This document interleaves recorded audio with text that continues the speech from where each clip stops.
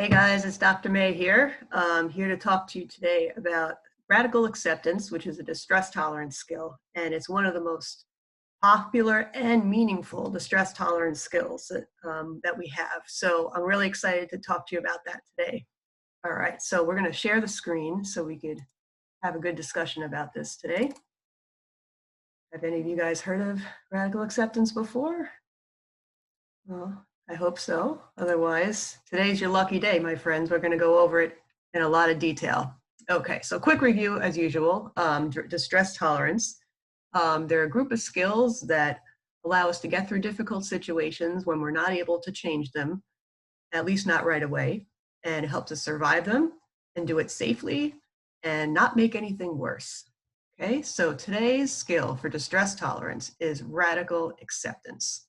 Okay, so radical acceptance is accepting situation, even if you don't like it, as a way to ground yourself in reality and deal with the truth. Okay, it's radical because it's complete acceptance, it's deep acceptance, and sometimes acceptance just for the sake of acceptance without expecting anything from it. So sometimes we say, well, I accept it. Oh, come on, change, change. So we secretly are forcing a change, but so if you have an agenda behind it and you're trying to get it to change, it's not pure radical acceptance. So the pure radical acceptance is accepting for the sake of acceptance. All right, so it's really about our relationship to the truth when we really come down to it. A lot of times we have a hard time accepting what the reality of a situation is because it's hard, it's painful, right? It's not exactly how we want it to go. Maybe it's exactly the opposite of how we wanted something to go.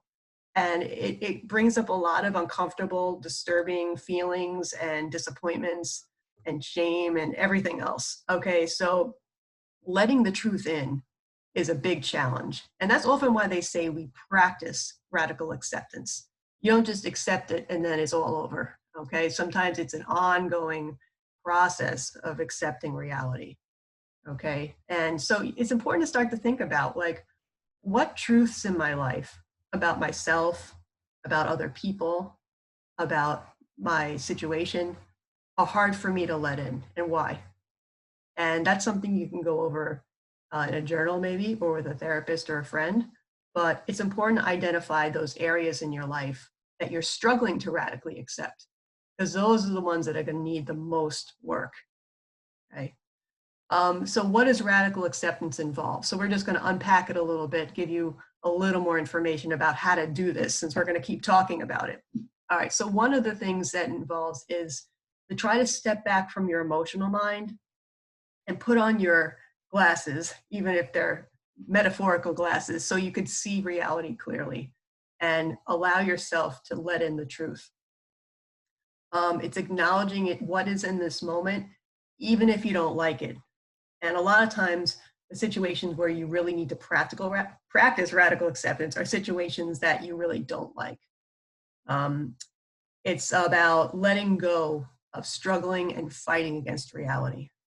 So what does that actually look like? Does that mean like we're putting on our boxing gloves and fighting reality? Well, maybe not literally, but sometimes we keep telling ourselves a story about how reality is, but it's not the truth.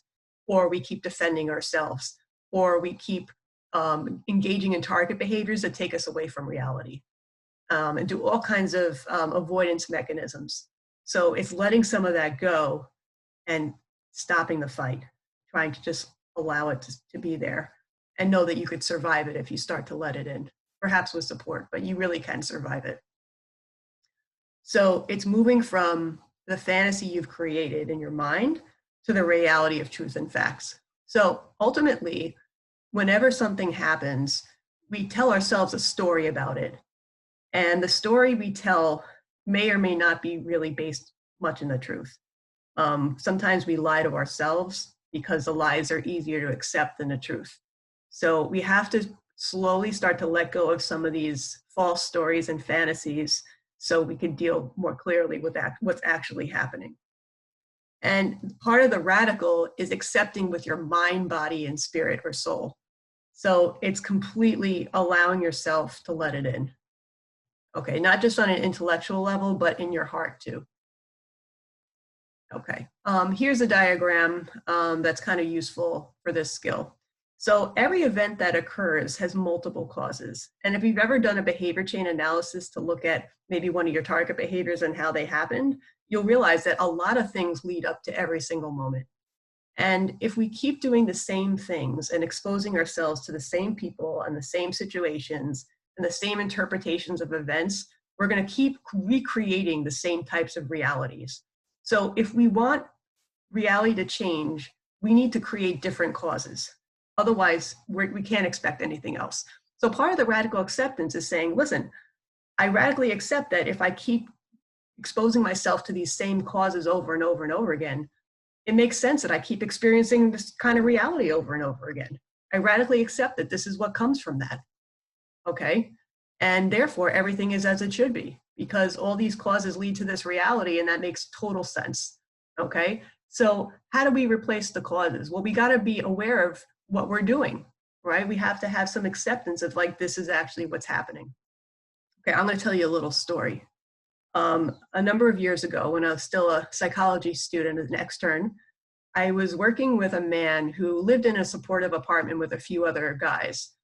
And every time he would come to therapy, he would say, they stole my money. They came into my room and they stole my money again. And I said, well, did you lock the door? He'd say, no. I said, well, where'd you put your wallet? He said, well, I left it on my dresser. I said, well, why do you keep leaving your wallet in your dresser and leaving your door open? He said, well, I don't want to have to lock my door. I don't want to live that way, right? So how could he complain if every week he's doing the same thing and getting the same result? You have to radically accept that if you do those actions, that's the result you're going to get. If he decided to change, which I don't think he actually did, by the way, if he decided to put his wallet locked up, or he locked his door, or he put his money in his sock when he was sleeping, maybe his money wouldn't get stolen. It would be a completely different result. So he wouldn't have to keep radically accepting the same problem because he did something differently, right? How many times have we done stuff like that? You know, we keep dealing with the same people that bother us, and then we wonder why we're upset all the time, right? Or we keep rethinking the same bad thoughts over and over again. We wonder why we're upset. So we have to radically accept that if I do this, this is the result that's going to happen. All right. And then from there, from that truth, we can make a different decision. Okay. So some people resist acceptance, and I kind of get it, right? Because, you know, forget about the fact that it's hard. We also have some misconceptions or myths about radical acceptance. So you can see the unicorn here, right? So kind of like that's a myth. We create our radical acceptance myths, okay? So one of the ones that comes up a lot is like, well, if I refuse to accept something, somehow it just won't be true, right? So if that guy refused to accept that that these guys keep coming in his room and stealing his money, then maybe he doesn't have to change at all. Maybe he could just keep leaving his money on his dresser and leaving his door open, and somehow it won't happen, right? So it doesn't actually change the situation. If you accept your painful situation, it'll continue indefinitely and won't change. So we're afraid of the opposite too. Like if I realize I'm an addict, I'm gonna be like, oh my God, well, I'm screwed, right? It's a genetic thing, or, it's built into my biology. I'm gonna be an addict forever. And oh my God, like this is the end of my world, right? But that's not necessarily true. Sometimes if you accept you're an addict, now you can get help. Or if you accept you have a mental illness, now you could actually take the right medication and get the right kind of treatment for it. So knowing what the truth is allows us to make better decisions. It doesn't mean, okay, I know this truth is true, and now it's going to be like that forever and ever and ever. Okay, so that's a myth. Another myth, accepting something means that you like it or approve of it. All right, and that's, a common misconception, because in other contexts, when we say accept, we mean that we like, wow, I really accept you. You're a good person. Well, sometimes it means that, but in the DBT sense, acceptance doesn't necessarily mean liking. It just means that I accept that this is the reality. I understand that this is what the reality is. And it can mean I don't like it at the same time. Both are possible at the same time. Okay? So it doesn't necessarily mean you like the situation or you like or love the person, which is the last one at the bottom. For example, inpatient, sometimes there's other patients on the ward that are more symptomatic. and maybe they behave in ways that people don't like. Maybe they yell and scream, or they're more agitated. And people can't stand that. It's really disruptive to their life. It creates more stress, and they don't like it. But sometimes people can get to a place where they can radically accept that this is just how this person is behaving right now. Maybe they're sick. Maybe they can't control themselves or don't have the skills yet. So they may not like that behavior or like that person, but they accept that that's exactly how they're behaving right now. And now that I understand that reality, I can make a better choice about what to do. Okay, you kind of see how that works? All right, I hope so. Okay. Whoops, sorry, this is really scrolling fast today. Okay, so here's just a few examples of things that people often need to work on radically accepting. All right, one is that you can't change your past. And I know on some intellectual level that sounds like kind of obvious, but how many times do we keep rethinking things from the past as if we could reconstruct them and sort of make them a little bit different, or somehow make them not really happen? Or how many times do we like maybe try to block out memories of the past by engaging in target behaviors? Okay, so even though you can't change your past, you can still learn to relate to it differently so that it's not as powerfully uncomfortable or painful in your life. All right, but you can't change what actually happened. What happened happened. All right, we could just change our approach to it now. We can't control everything. Again, something obvious on an intellectual level, but how many times do we try to control things? We try to control how fast things are supposed to happen, or what's going to happen, or how people are going to behave, or how they should behave, okay? But ultimately, there's a lot of stuff out of our control. The fact that nobody's perfect and we all make mistakes. Sometimes we have a sense like, if I'm just perfect enough, people will like me, or they'll leave me alone, or they won't criticize me. So we try to be perfect all the time. But ultimately, we have to radically accept that we're human and we're not perfect, and we do make mistakes, and it could still be okay. You can't always get what you want. So part of distress tolerance is tolerating what happens and how things feel when we don't get what we want. And that could be really hard, especially if your expectations were really strong or something was really important to you. Sometimes, as much as we wish it would happen, it's just not going to happen, or at least not right now. All right. So really important to work on acceptance of that and know what about that we could change and what about that we cannot. Radically accepting our thoughts and feelings. Oh, big one, right? We might have really painful thoughts, flashbacks, memories, uncomfortable feelings. Oh, it's so difficult. But ultimately, the more we radically accept those different experiences and parts of ourselves, the more inner peace we're going to have, and the more whole we're going to feel, and the more healthy we're going to be. Okay. And finally, nothing lasts forever, which really means impermanence, that things are meant to pass. Everything passes at some point. The bad things, fortunately, but also the good things. Okay.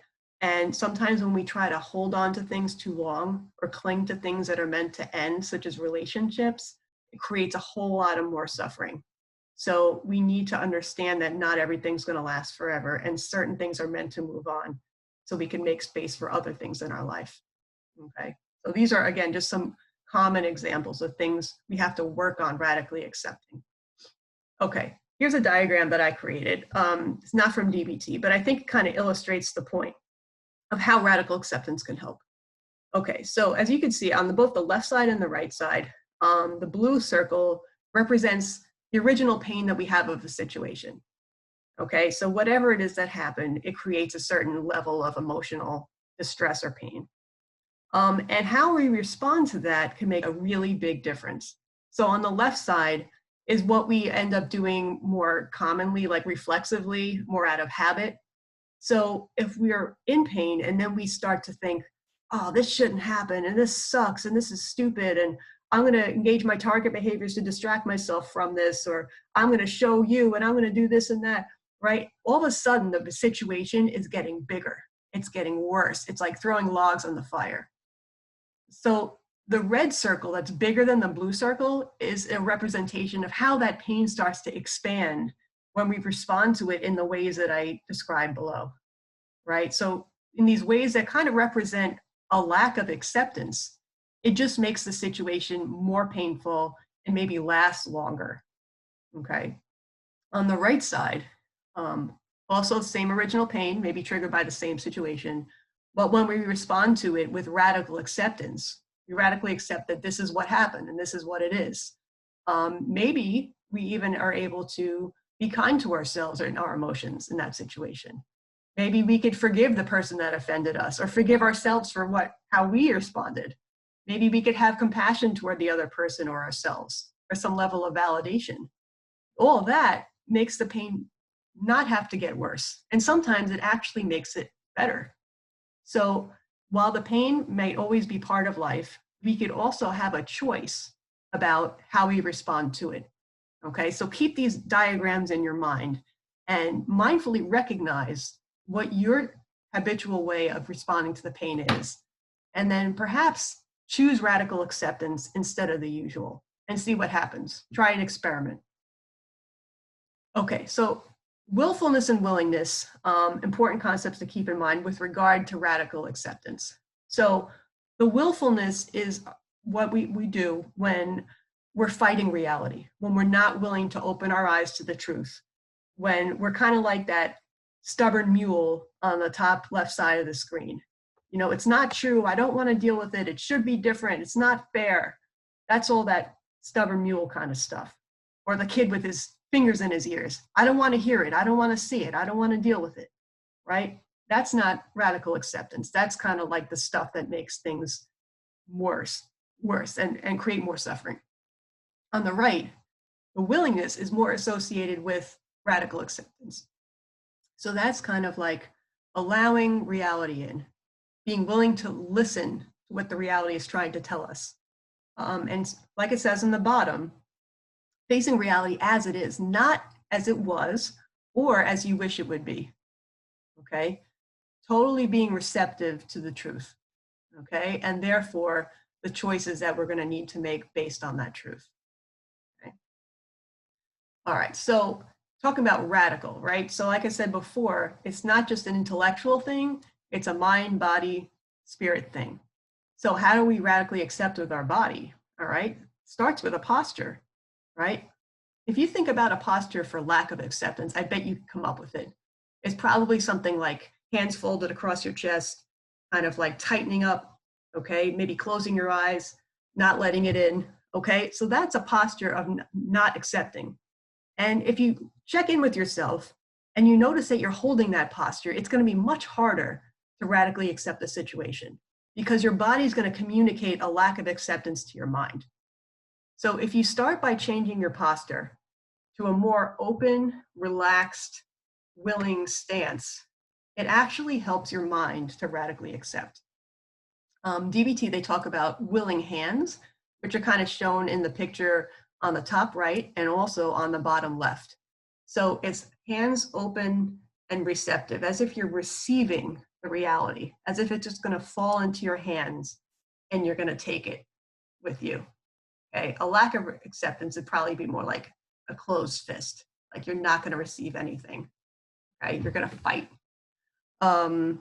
Another one is think about breath. Breath is very symbolic in a way. So when we inhale, we're letting things in. And when we exhale, we're letting things out. When we're not accepting, chances are our breath is reflecting that. We're breathing in a more shallow way. When we are accepting, we're able to breathe in more deeply and fully because we're taking in with our breath the reality. We could also add a half smile to that, which is kind of just a small, serene, relaxed kind of smile. Nothing fake, not like that kind of thing. But it's sort of like another more open way of allowing the reality in.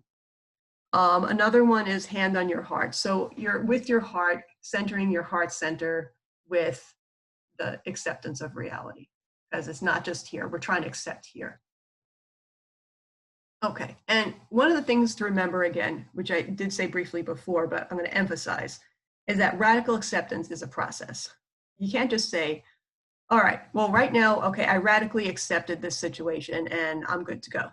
Okay, not always that simple, because I could radically accept it right now and be like, you know what, I get it, I radically accept that. And then an hour from now, something else could trigger you And you'll be like, oh, damn it, why did that have to happen? This shouldn't be that way, right? So we kind of circle around and around between accepting it and not accepting it and not accepting it. So what we have to do is to mindfully recognize when we're not accepting it and being willing to turn our mind back to acceptance, okay? So that's the key, because we are going to slip back to non-acceptance most likely, but it's the turning it back around that's the key. All right, so keep going through that circle, be patient with yourself. Okay, with certain things that are really hard to accept, this might take quite a while, but it's okay. So long as you're still in the game and you're still trying, that's the main thing. Okay, and one of the bonuses, not the initial goal, because this is radical acceptance, is that once you accept what the reality is, you're in a better position to change it, because you have to be grounded in the truth before you can make a good decision about it. If you're making a decision based on your wish or your fantasy, it's going to be perhaps not the best decision. All right. But once you're grounded in the truth, as it says in the left, acceptance is the road to all change. Okay. You'll be in a wise mind space.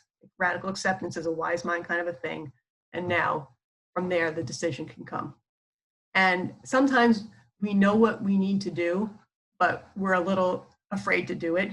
Maybe it involves something about like taking a risk, like saying something to somebody that could be a little scary to say, or trying something new, or making a bold decision such as quitting a job that's really not right for you, or leaving a relationship that's really not right for you. So it could be scary to make the change that comes with facing the truth. You might actually have to do something that you weren't sure you really wanted to do. But if you have the courage, do what you need to do, what you know is the right thing, that's the next step. Okay? And get support if you need it. So sometimes it's hard to make that big, bold move alone. Okay, and that's the end of the radical acceptance talk. Pretty deep stuff, right? Man, oh man, we did a lot today. So you may not take this all in at once. It's okay. Practice this over time as situations come up. Refer to the video again if you need it, or the DBT materials. But this is an incredibly powerful, helpful skill. So I hope you guys give it a chance. All right. Have a good day, and see you the next time. All right. Bye, everybody.